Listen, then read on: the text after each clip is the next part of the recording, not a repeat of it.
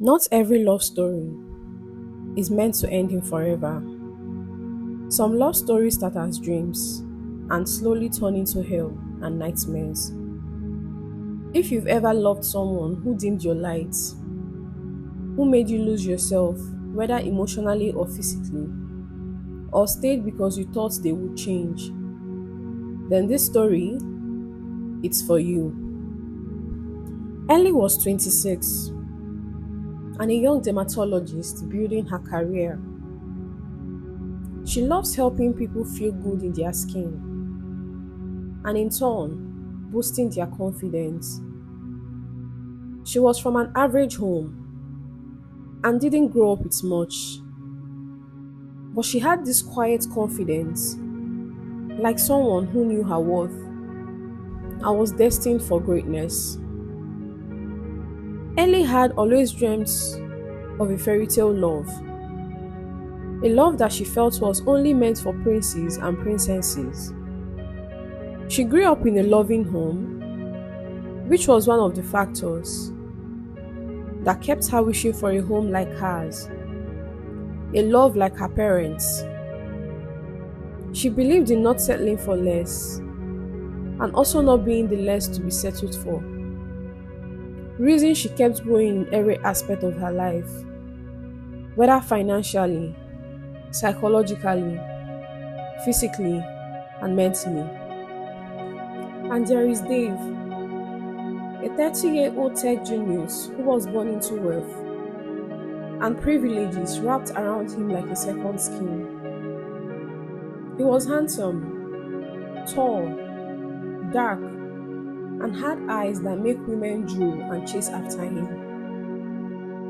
He didn't chase people, rather, they chased him. Dave has a charisma that shakes any room he enters. Apart from being born into a home with generational wealth, he was well educated and has a deafening aura. Dave and Ellie met at a gala, one of those luxury black tie events where the rich gather to sip champagne and pretend they are not networking. It was a charity fundraiser for some tech medical partnership. Dave was one of the silent sponsors. Ellie, she got a last minute invite from a colleague who couldn't make it. She didn't even want to go at first, but something told her to show up, and her colleague convinced her to show up. She wore a simple red gown with her favorite shoes. No designer label, no dramatic entrance. Just herself, her beautiful self, and her confident aura. When Ellie got to the gala, she sat in a corner observing the people around, and a few minutes later, her wandering eyes caught a handsome young man staring at her with a smirk on his face. Dave saw Ellie first and couldn't take his eyes off her. In a room filled with exotic looking, noisy people, her calm spirit caught his attention. And once their eyes met, he smiled and walked up to her. Dave complimented Ellie and pointed out how beautiful she is. Ellie couldn't contain her smile and she replied to him with thank you. At the end of the gala, they exchanged phone numbers and Ellie went home happy. It felt innocent, effortless. You know those moments that feel like they could be the start of something. This was that. The following few weeks were filled with happy moments for Ellie. It started from constant check-ins from Dave to late night calls and romantic morning messages. They went on trips, dinners in exotic restaurants, and places that looked heavenly. Spontaneous weekend getaways, thoughtful gifts that make Ellie feel cherished. He made her feel seen and loved. She felt it was love, or maybe she thought. Their love felt like magic. You could see the warmth in Ellie's eyes when Dave smiled his effortless smile, and the way he listens intently as she talks about her work and dreams. This went on for months, and Ellie started noticing some weird behaviors from Dave. The attention and sweet words reduced and was replaced with harsh tones and judgmental speeches. Although she brushes it off, but you can feel the first tendrils of doubt weaving quietly into her heart. Beneath the romance and sweet gestures, the sparkle started to fade, and the little fractures started to show. The jokes that were once funny turned into something opposite, and every little question sounded like an argument. It began with small things.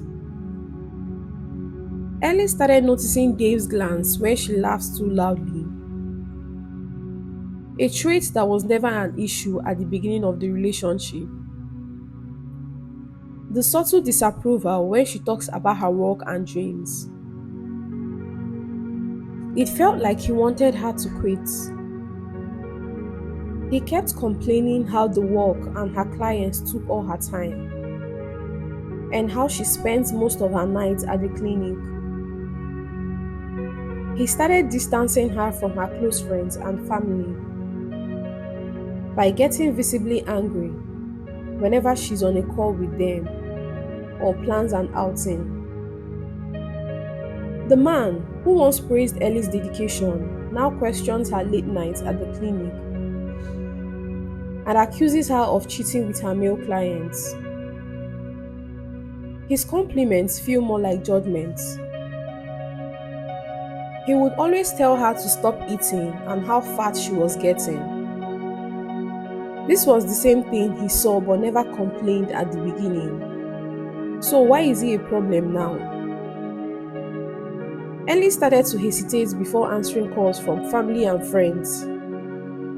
Sometimes she would make up excuses just to avoid plans. Her once vibrant laughter softened and started becoming quiet. She finds herself hesitating before speaking, always scanning his face for approval or anger. Ellie's best friend noticed and begged her to leave the relationship, but she convinced herself that it's just a phase, and the man she fell for is still inside Dave somewhere. Her phone was filled with messages from worried friends and family, pleading with her to forget Dave and come home. But love, or what she thinks is love, blinds her. As time went on, Dave's controlling behavior grew, and he moved to belittling her career. Ellie started feeling like a guest in her own life, like a stranger to her own identity. She saw her friends less and less, and her smile faded completely. That beautiful glowy spark in her eye, it dimmed and vanished. People noticed, including her colleagues, her mom. Even her best friend pulled her aside one day and said, "You are not you anymore." They all begged her to leave, to step back and see the change. But love is blinding. And when it comes in sweet packages with big promises, it's even harder to see the poison inside, slowly damaging you. Dave didn't yell. He didn't hit her or slam doors or break things. Instead, he froze her out.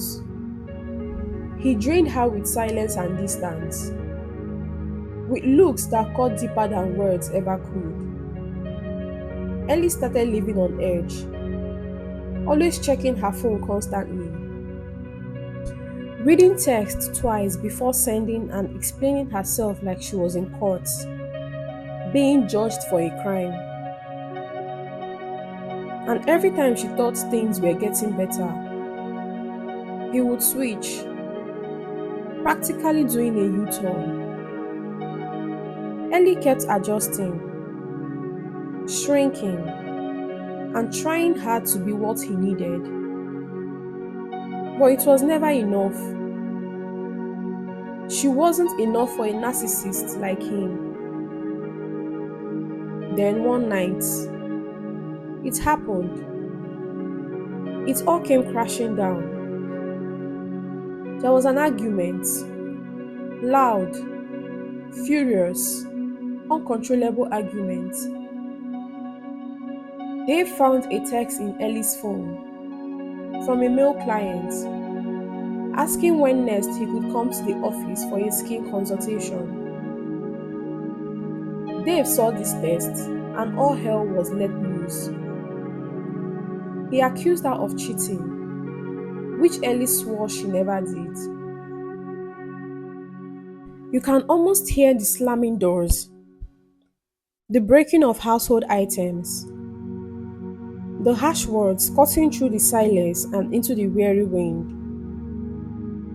Ellie begged him to calm down and promised to let him follow her to the office to attend to the clients so he can clear his doubts. Dave refused and insisted she was cheating. And then, the betrayal. What she never imagined happened. Dave's hand, harsh, painful, a line crossed that can never be uncrossed. His hand hit her face. Dave slapped her. The shock and pain rippled through her like a shockwave. She was flabbergasted and couldn't believe her eyes. Dave didn't stop at the slap. He pounced on her and gave her the beating of her life. She struggled to break free, and when she finally did, she ran into the restroom and locked the door. In that moment, the love she thought she knew shattered.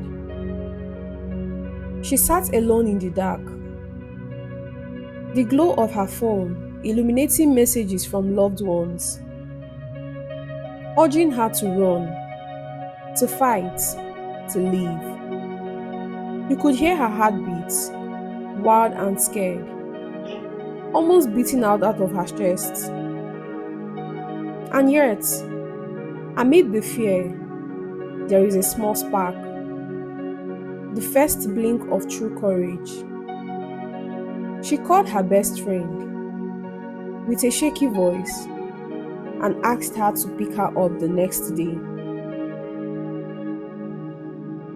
It felt like a very long night, but finally, morning came. Ellie packed a small bag with few of the clothing she visited Dave with. Her hands were trembling, but she looked determined. As early as 6 a.m., her best friend showed up with Ellie's sister to pick her up. She walked away from the apartment, from the pain, from the man she thought she loved. That moment, in the car with her backbones, she knew this evil world got nothing on her, and it would just be a matter of time before she heals and faces her beautiful life. The fairy tale love she had always dreamt of as a kid almost diminished her existence, but she knew a better one would find her. Her sister booked therapy sessions for her and even held her hands in those difficult moments of relieving her pains. She had quiet moments of reflection, rebuilding trust in herself, and telling herself that what she passed through isn't her fault, but that of the monster in human form called Dave. She was just a victim. Few months later, Dave came to beg, and although Ellie still loved him, she stood her ground and refused to go back into a relationship with him. You could feel her strength grow, the light returning to her eyes. She learns the truth. Love is freedom, respect, and peace. Love should never be a pain. It should never silence your voice or dim your light. It shouldn't hurt. If it hurts, it isn't love. If love is a cage, break free. If you ever find yourself in any story, feeling trapped, hurting, and afraid, just know this: you are not alone. You are never alone. You deserve love that lifts you up, love that lets you be free. You deserve peace. You deserve happiness. And you deserve every good thing in life. The bravest step is sometimes walking away. Your life, your happiness, and your safety, they matter more than any love that hurts.